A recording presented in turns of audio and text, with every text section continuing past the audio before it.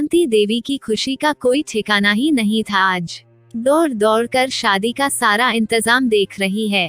कभी किसी को माला साइड से लगाने को कहती तो कभी बिजली के झालर सही करवाती है, कभी पंडित जी से कुछ पूछती तो कभी घर वालों को हिदायत देती हैं। आज का दिन शांति देवी के लिए इसलिए खास है क्योंकि आज उनकी बहू की शादी है। जी हाँ, उनकी बहू की शादी है। बहू के माता पिता तो थोड़े शंका में और सहमे से दिख रहे हैं। उन्हें शायद समझ नहीं आ रहा कि ये सही है या गलत। 2 साल पहले जब शांति देवी की बहू मोहिता ने उनके एकलौते बेटे हिमांशु से तलाक लिया था, तब शांति देवी बहुत आहत हुई थी। एक तरफ बेटे का मोह और दूसरी तरफ बहू की पीड़ा। साल भर ही तो हुआ था उनके बेटे की शादी को और बेटे द्वारा की गई गलती ने तलाक की नौबत ला दी। शांति देवी जानती थी कि उनके बेटे ने बहुत ही गंभीर गलती करी है।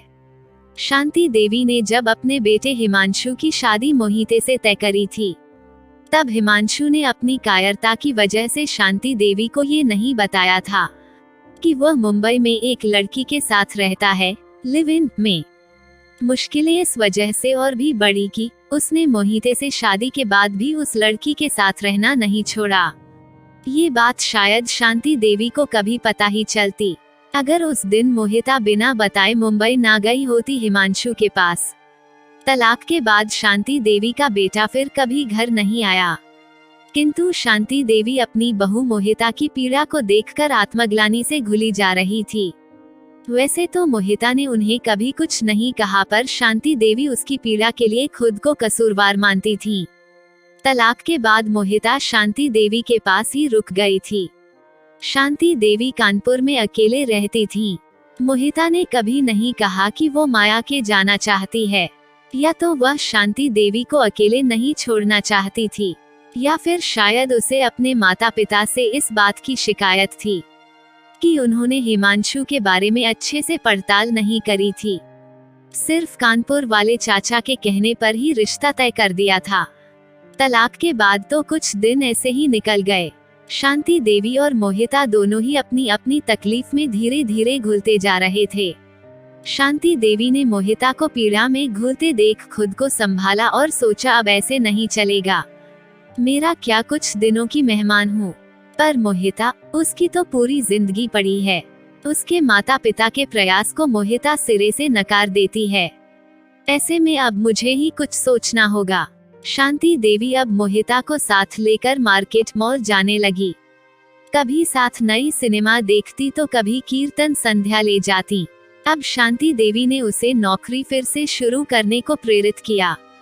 2-3 महीने में ही मोहिता को वहीं कानपुर में अच्छी नौकरी मिल गई। अब मोहिते अपने दुखों से उबरने लगी थी, लोगों के साथ थोड़ा हंसने बोलने लगी थी। एक दिन शांति देवी ने मौका देखकर मोहिता को दूसरी शादी के लिए टटोला। मोहिता ने कुछ कहा तो नहीं, पर उठकर चली गई। शांति देवी ने हार नहीं मानी। मौका देखकर मोहिता को समझती रही और उसे आगे की जिंदगी के लिए सोचने को विवश किया। शांति देवी की मेहनत आखिरकार रंग लाई। मोहिता फिर से शादी के लिए थोड़ी नर्म हुई और अपना पक्ष रखना शुरू किया। धीरे धीरे बातचीत और वाद विवाद के बाद मोहिता शादी के लिए राजी हो गई। शांति देवी के लिए अब सबसे कठिन काम था एक अच्छे लड़के की तलाश। पहले तो शांति देवी ने मोहिता से पूछा कि कोई उसकी नजर में हो तो बता दे ताकि बात आगे बढ़ाई जाए। इस पर मोहिता ने मना कर दिया और कहा, मैं तो अब किसी भी पुरुष को देखती ही नहीं हूँ, सो ढूंढने का काम आप ही करे, पर हाँ, बात पक्की होने से पहले मैं उससे मिलना जरूर चाहूंगी। शांति देवी कमर कसकर एक अच्छे लड़के की तलाश में जुट गई। कई परिवारों से मिली, भावी दूल्हे से मिली, उसके ऑफिस गई, उसके दोस्तों पड़ोसियों से मिली, जितनी जानकारी इकट्ठा हो सकती थी जमा करने लगी। अंततः शांति देवी को रोहित के रूप में उनके पसंद का रिश्ता मिल गया। रोहित कानपुर के इंजीनियरिंग कॉलेज में लेक्चरर था और अपने वृद्ध माँ पिताजी की देखभाल के लिए कभी कानपुर से बाहर जाने की नहीं सोचा। आज भी उसे अच्छी कंपनियों से प्रस्ताव मिलते रहते हैं, पर वह माँ पिताजी को छोड़कर कहीं बाहर जाने की नहीं सोची। दोनों परिवारों के मिलने के बाद अब समय था मोहिता और रोहित के मिलने का। दोनों की मुलाकात एक रेस्टोरेंट में हुई। औपचारिकता पूरी होते ही मोहिता ने सबसे पहले रोहित को अपने और हिमांशु के बारे में बताया।